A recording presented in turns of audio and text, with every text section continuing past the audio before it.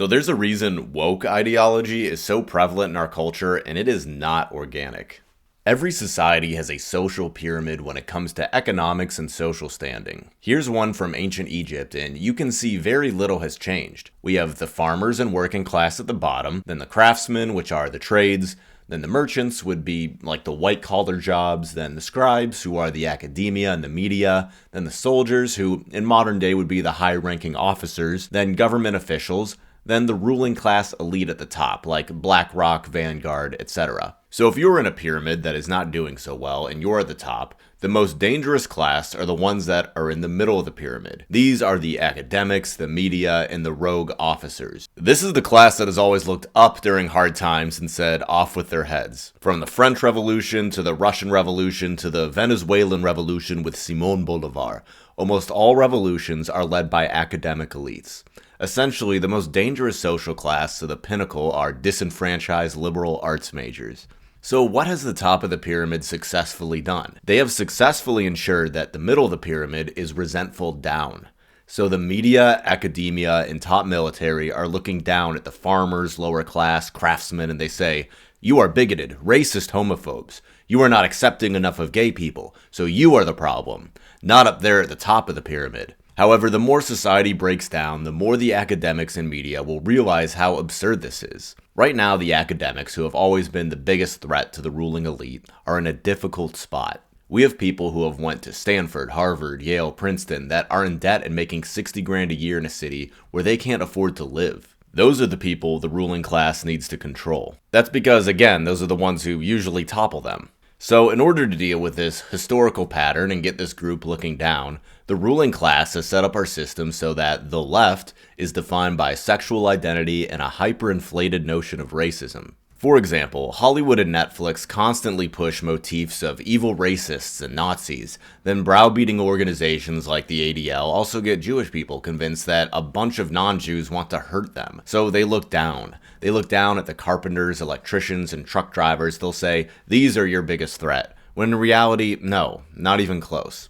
So the top of the pyramid has successfully convinced many of the academic Jewish people and academic WASPs to be resentful towards those under them in the pyramid, which makes no sense at all. So what this has done has proverbially inverted the pyramid, where the pharaoh is seen as he who should be pitied, that his obsession with sexual identity politics and fueling the flames of war overseas is actually good. So to be clear, the current left is not left. The left has always been defined as viewing the world through the lens of economic class. The leftists would typically say, you have the bourgeoisie, the proletariat, the working class, the parasite class, we need workers' rights, unions, etc. And unions are not bad. Unions are a way to keep the ruling elite in check.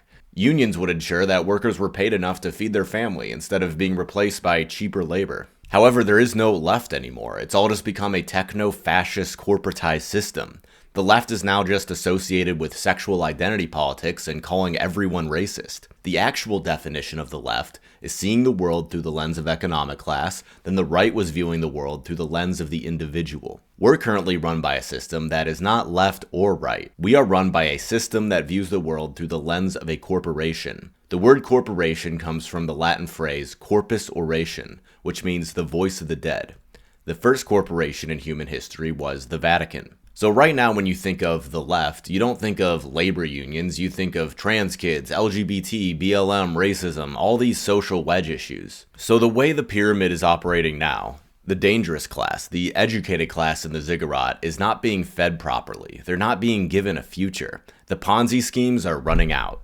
For example, I'm college educated, but I literally had to teach myself how to climb a tree with a chainsaw in order to survive, in order to make the income level I deserve after investing 4 years in college. Because me and almost everyone I graduated with was not given a job that paid enough to pay the bills after graduation. Basically, the pharaoh has become extremely greedy. So normally this is when the academic class would look up and say, off with their heads, like 1790 Paris, France. However, now the ruling class has convinced the middle class of people to look down and knock out the very pyramid that they're standing on. So understand, you might look at the farmers and craftsmen as low, but in reality, they're the foundation of the pyramid. If you're to build any structure, the most important part is the foundation. Then from there, you can keep going higher and higher. However, the pharaoh is reliant upon that base, so if you're shrinking the base of the pyramid, what does it become?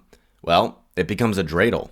The dreidel is unbalanced, and the only way it works is to spin it, to lie, to do what the ruling class does to us every day, creating fables, narratives, and stories to spin this dreidel. When these lies no longer work anymore, the dreidel falls over. That's the real reason why people who spread truth on the major creative platforms like YouTube and TikTok are censored so hard, because they expose these spells. These spells and lies are the current foundation of our inverted pyramid. So an actual functioning society is an upright pyramid, and the base of the working class is the most important part. The farmers and the craftsmen should not be mocked, ridiculed, or looked down upon because it's the parasites up top who are spinning the lies. So now that the system is crumbling, people will no longer be so concerned about gender dysphoria or people obsessed with racism in San Francisco. All of these wedge issues that have been spinning the dreidel and keeping the middle upper liberal elite looking down, trans, racism, all that is ending. One reason it's ending is because the major US cities are completely riddled with crime and falling apart. These are the cities where the academic elite live that are supposed to advocate for the current system. The ruling class has nearly perfected their social engineering on us because they've had their heads chopped off so many times. However, every lie has an expiration date. Again, our system is not either left or right, it is corporate. They view the world through the eyes of a dead entity of a stack of papers. The parasites want to make the middle of the pyramid act like their biggest issues are racism and hate, that the craftsman and the farmer are simply motivated by hate, that when people want to construct a border wall to slow illegal immigration and fentanyl smuggling, it's because they have a deep hatred for that race. It's such an obvious trick and so fucking dumb. In fact, that is likely why BlackRock, the top of the pyramid that is the majority shareholder of all major corporations, invented something called the ESG score, which stands for Environmental, Social, Corporate Governance. BlackRock gives subsidies to corporations that display rainbow flag logos who support BLM and outwardly promote woke ideology. That's why we see all these corporations going woke and going broke, because they're not actually going broke. Sure, they'll lose profits from their customers who are sick of hearing this agenda, but they are gaining more money from BlackRock's ESG subsidies. This is why we see it everywhere, because wokeism is literally funded by the ruling class at the top of the pyramid in order to keep the middle of the pyramid looking down instead of up. Wokeism is a literal social engineering tool the parasitic class uses to keep the most dangerous class pacified and confused. A class which historically always topples them. They have implemented this strategy because they've been usurped so many times in the exact same fashion. It's also important to note that almost no one is in on it. 99% of people pushing this militant ideology are doing it because they believe it's good. This strategy used by the ruling class is admittedly genius, and it floored me when I connected the dots between BlackRock's ESG score and the pacification of the academic class.